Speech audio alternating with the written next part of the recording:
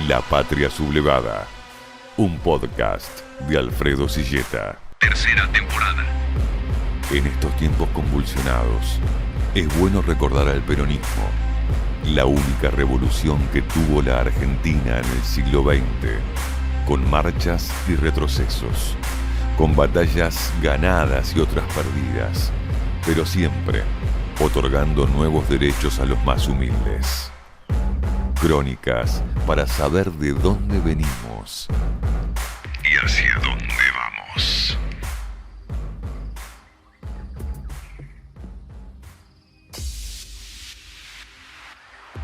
La década del 60 fue revolucionaria en todo el mundo.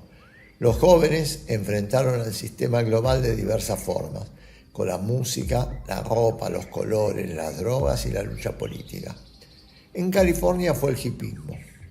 En París el mayo francés, con la imaginación al poder. En América Latina los jóvenes soñaron con el rock nacional, la revolución cubana, Camilo Torres, el Che Guevara o el regreso del líder. Perón, que siempre fue un adelantado en la lectura política del momento, no dudó en acercar a los jóvenes a la lucha del peronismo, que llevaba más de una década proscripto en la Argentina por la dictadura cívico-militar.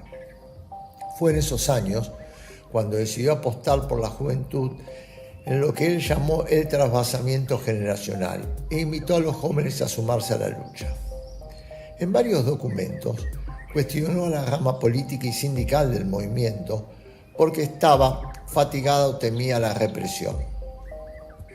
Decía Perón: es indudable que tales defectos, especialmente imputables a los dirigentes, solo se podrán corregir mediante una verdadera revolución dentro del peronismo, y esa revolución deberá estar en manos de la juventud del movimiento.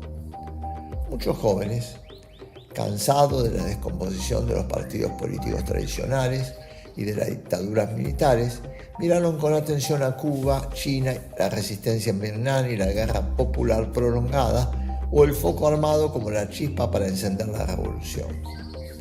En 1967, un grupo de jóvenes peronistas organizó las Fuerzas Armadas Peronistas, FAP, y se instaló en los Montes Tucumanos para lanzar el primer foco.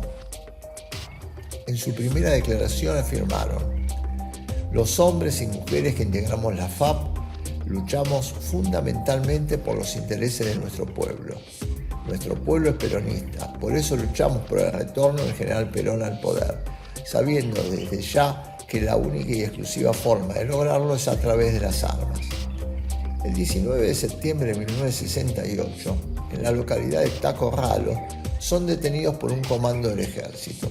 El general Perón se dirigirá por carta a los militantes detenidos y les señalará, entre otros conceptos: el pueblo está en su derecho a luchar por su destino, hoy comprometido por la irresponsabilidad de estos traidores entregados al imperialismo yanqui. Los pueblos que no son capaces o no quieren luchar por su liberación merecen la esclavitud. Indudablemente que en este momento, dentro del panorama nacional y enfrentado a la dictadura, hay tres acciones. Una es la guerra revolucionaria. Otra es una insurrección que parece proliferar en el ejército, etcétera, con los generales y todo eso. Y el otro es la línea pacífica de la normalización institucional. Son las tres acciones que se están realizando. Indudablemente la guerra revolucionaria es una guerra larga, sumamente larga y muy cruenta, donde el sacrificio de los hombres es una cosa penosa y prolongada. Y quizá ese sea un camino si no hay otro remedio. La insurrección militar que se pretende realizar no ofrece al pueblo las garantías, todo por el tiempo. Quizá el camino mejor fuera la normalización institucional, porque es la que se puede alcanzar en menor tiempo. Ahora tiene un inconveniente: la mala intención. E indudablemente que se pretende hacer una trampa como nos han venido haciendo en los 16 años de guerra que llevamos. Porque piensen que estos son 16 años de guerra en los cuales hemos ganado nosotros 5 o 6 batallas. La última ganada es posiblemente la más decisiva. Este enemigo se siente vencido y comienza a retirarse. ¿Nosotros qué tenemos que hacer frente a un enemigo que se retira? Perseguirlo, no dejarle levantar cabeza. Es lo que hacemos en esta condición. Pero siempre que un enemigo se siente vencido, busca la negociación, busca la mesa de negociaciones. Vean ustedes lo que está pasando en Vietnam, que es un ejemplo de la guerra regular, la guerra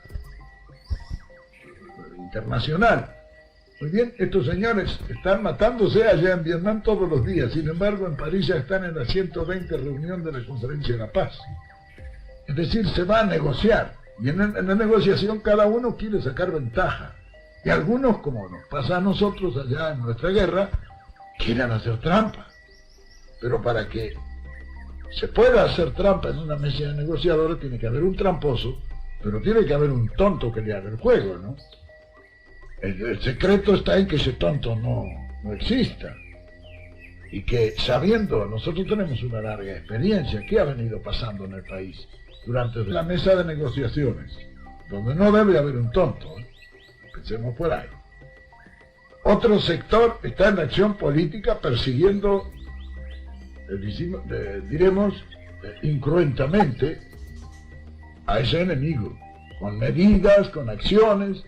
Si nosotros no hubiéramos hecho la hora del pueblo, ¿qué ocurriría? Que los partidos políticos podrían hacer causa común con la dictadura.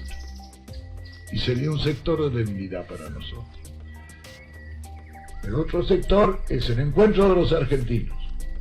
Ese está firme, luchando, etc. Muy bien, y se lucha en su terreno, como este otro lucha aquí en la mesa de la negociación, y los dos están luchando.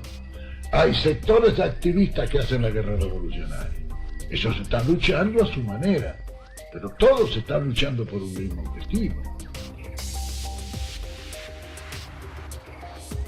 Desde el marxismo y el trotskismo también se sumaron en esos años a la lucha armada. Incluso algunos intentaron incorporarse a la fuerza del Che Guevara en Bolivia, pero la rápida muerte del argentino impidió que viajaran al país hermano. Los grupos guerrilleros comenzaron a tomar fuerza hacia fines de 1969 y principios de los años 70. En mayo de 1970, un grupo de jóvenes pertenecientes a sectores nacionalistas católicos fundó Montoneros bajo la conducción de Fernando Abal Medina, Norma Rostito y Mario Firmenich, entre otros. El secuestro y asesinato del general Pedro Eugenio Aramburu provocó un cimbronazo en las Fuerzas Armadas que decidieron comenzar a dialogar con Perón en Madrid. La primera medida fue la devolución del cadáver de Evita. Muchos jóvenes eran detenidos en aquellos tiempos, torturados y terminaban presos en las cárceles argentinas. En 1972, la dirigencia de Montoneros, la FARC y el ERP decidieron planificar una fuga de la cárcel de máxima seguridad de Rawson. En esos días, la prisión estaba custodiada por 70 guardiacárceles, la mayoría armados, y a pocos metros se encontraba una compañía antiguerrilla de más de 120 hombres. El plan original consistía en la fuga de 110 detenidos en 3 camiones. Los jóvenes lograron tomar la cárcel, pero no encontraron los camiones, que se habían retirado antes, y solo quedaba un automóvil esperándolo. Por eso, 6 de los líderes abordaron el vehículo minutos después de iniciada la fuga. Al llegar al aeropuerto, tomaron un avión de la empresa austral, donde ya se encontraban 3 guerrilleros. El grupo fugado estaba integrado por Mario Roberto Santucho, Enrique Gorreán Merlo, ambos del ERP, Mario Osatinsky, Roberto Quieto y Domingo Mena de la FARC y Fernando Vaca Narvaja de Montoneros. Los guerrilleros esperaron durante 1 hora y media la llegada del resto de sus compañeros, pero finalmente ordenaron el despegue hacia Chile, gobernado en ese momento por Salvador Allende. Hay que recordar que la comunicación era muy difícil, por lo que al no poder establecer contacto, el avión despegó sin el resto del grupo. Horas después llegaron a la terminal del aeropuerto de Trelew un total de 19 guerrilleros, pero no encontraron ningún avión. Ante esta situación, tomaron el lugar y retuvieron al personal como rehenes, pidiendo hablar con un juez, hacer pública la situación y garantizar la rendición para evitar ser asesinados. Las condiciones, la forma en la cual va a ser nuestra entrega, para garantizar nuestra integridad, nuestra seguridad física. No solamente que no nos asesinen como han asesinado a otros compañeros nuestros, sino tampoco que caer bajo la tortura a la cual permanentemente las fuerzas represivas están adictas, nada más. Luego de la rendición frente a las cámaras, una patrulla militar bajo las órdenes del capitán de corbeta Luis Emilio Sosa, segundo jefe de la base aeronaval Almirante Sar, condujo a los prisioneros recapturados dentro de una unidad de transporte y los llevó a la base militar y no al penal de Rawson como correspondía. En el traslado fueron acompañados por el director del diario Jornada, el abogado radical Mario Averamaya y el juez Alejandro Godoy. Dentro de la base, los presos políticos temían lo peor. Las cúpulas de las Fuerzas Armadas exigían una fuerte represalia y presionaban al presidente chileno Salvador Allende para que devolviera a los guerrilleros que habían logrado escapar. El Partido Justicialista y la Unión Cívica Radical enviaron un telegrama al ministro del Interior reclamando respeto por los derechos humanos de los presos políticos de la unidad carcelaria Rawson y responsabilizándolos por su integridad física amenazada por posibles medidas represivas. A las 3:30 de la madrugada del 22 de agosto, en la base aeronaval Almirante Sar, los 19 detenidos fueron sorpresivamente despertados y sacados de su celda. Según los testimonios de los 3 únicos sobrevivientes, mientras estaban formados y obligados a mirar hacia el piso, fueron ametrallados, indefensos, por una patrulla a cargo del capitán de corbeta Sosa y del teniente Roberto Bravo. La patria sublevada. La mayoría murió en el acto y algunos heridos fueron rematados con armas cortas en el suelo. Tras los disparos, los sobrevivientes fueron trasladados a la enfermería, pero no recibieron ningún tipo de atención médica. Los únicos 3 que sobrevivieron fueron llevados al día siguiente a Puerto Belgrano, donde fueron intervenidos quirúrgicamente por las heridas. Esa misma noche, el Gobierno Nacional sancionó la Ley 19.797, que prohibía toda difusión de informaciones sobre organizaciones guerrilleras. En los días siguientes, se produjeron manifestaciones en las principales ciudades del país y se colocaron numerosas bombas en dependencias oficiales como protesta por la matanza. El general Perón condenó los asesinatos, al igual que los principales partidos políticos y las organizaciones gremiales. El peronismo decidió velar a 3 compañeros asesinados en el local central del Partido Justicialista y el comisario general Alberto Villar entró con una tanqueta y secuestró los cuerpos de los militantes asesinados. Por esas horas, el abogado Rodolfo Ortega Peña, defensor de presos políticos, expresó su repudio. 16 argentinos que luchaban por una patria liberada fueron masacrados por las fuerzas de la represión. Nos comprometemos a investigar hasta sus últimas consecuencias ese hecho y demostrar terminantemente lo que todo el pueblo sabe, que fue el ejército de ocupación quien fusiló a esos patriotas. El gobierno de Salvador Allende, luego de la brutal masacre en Trelew, permitió que los guerrilleros que habían logrado escapar viajaran a Cuba. Un avión de aerolínea cubana los trasladó rápidamente a la isla. Allí, en conferencia de prensa, Santucho, Satensky y Vaca Narvaja denunciaron la masacre de Trelew. Alberto Miguel Camp, María Antonia Berger y Ricardo René Aydar, integrantes de Montoneros y la FARC, resultaron gravemente heridos, pero finalmente recibieron atención médica gracias a la presión ejercida por abogados de derechos humanos. Desde la cárcel pudieron relatar los trágicos hechos ocurridos en la base militar. Tras la asunción de Héctor Cámpora, el 25 de mayo de 1973, los 3 sobrevivientes fueron liberados y 2 de ellos recibidos por Juan Domingo Perón en el mes de julio. Escuchemos ahora el testimonio de Ricardo Aydar y Alberto Miguel Camp. Perón, a la compañera Isabelita y al compañero Esquer, un ejemplar de la patria fusilada, donde está el testimonio nuestro de toda la masacre de Trelew ocurrida en agosto del año pasado. Bueno, hemos conversado con el general sobre esa masacre que ocurría entonces, el significado que tiene esa masacre para todo el movimiento peronista, el significado que tuvo la resistencia peronista en el triunfo popular del 11 de marzo y en la posterior asunción del gobierno por parte del compañero Cámpora.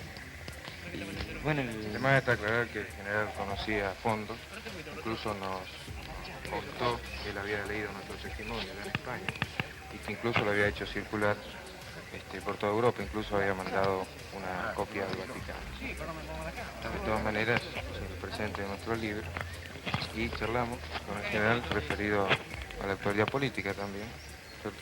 Que cambiamos algunas opiniones. ¿Le han pedido la formación de una comisión investigadora al respecto de los hechos? Bueno, el general está informado de que eso ya está planteado a nivel de la legislatura, ¿no? Bueno. Muchas gracias entonces, muy amable. Chao, hasta luego. Hasta luego, gracias. Muchos años después, en el año 2012, el Tribunal Oral Federal de Comodoro Rivadavia resolvió condenar a prisión perpetua a Emilio del Real, Luis Sosa y Carlos Marandino como autores de 16 homicidios y 3 tentativas de homicidio. La sentencia se leyó en el Centro Cultural José Hernández de Rawson, donde se desarrolló el juicio desde el mes de mayo, en una sala colmada por familiares y compañeros de los fusilados, junto a veteranos y militantes chubutenses que durante años sostuvieron la causa y la solidaridad con los presos políticos.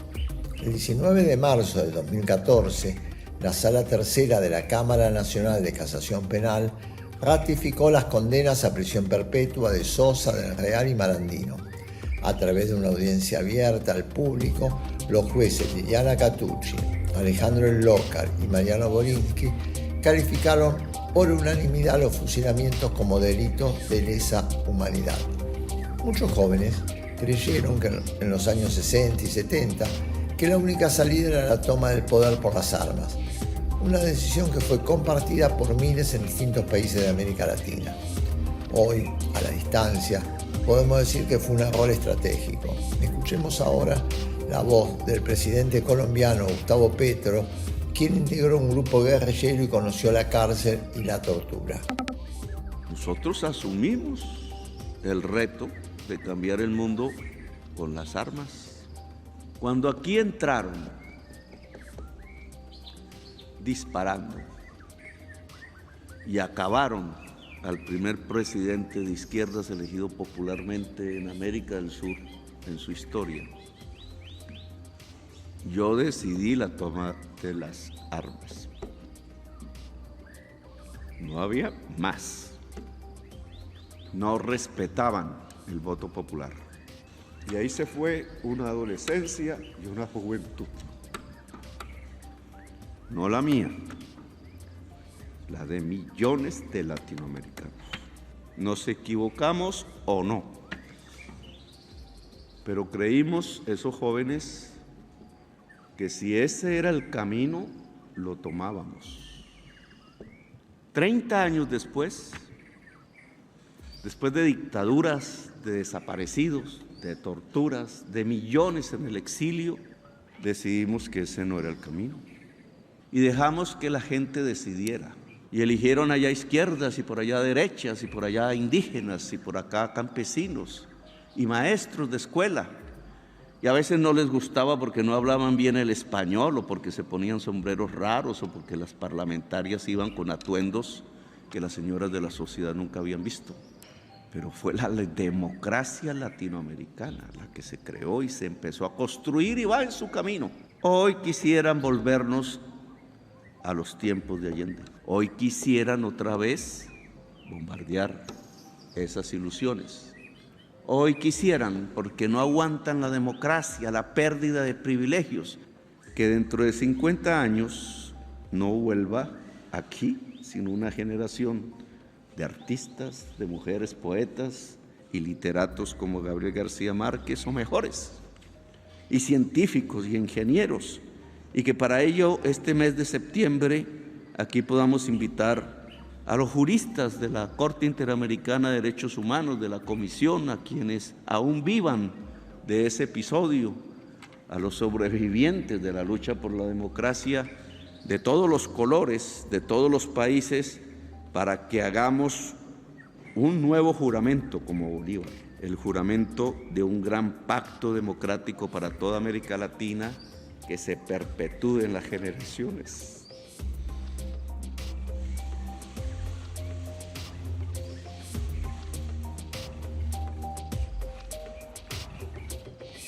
De 100 años de soledad.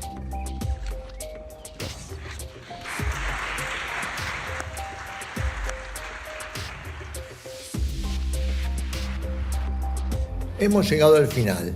Estamos en YouTube, Spotify y en el portal de Info 135. No se olviden de suscribirse, es gratis y así recibirán todas las novedades. Nos despedimos con la voz de Perón y el canto de aquellos jóvenes que soñaban con una patria libre, justa y soberana.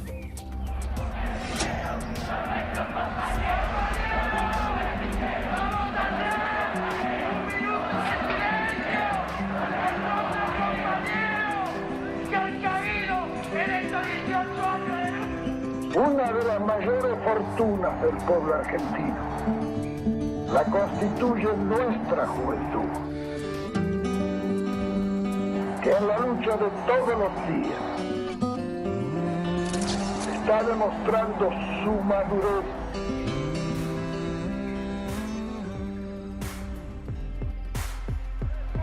Trabajadores, únanse, sean hoy más hermanos que nunca, sobre la hermandad de los que trabajan, a levantarse en esta hermosa patria, la unidad de todos los argentinos.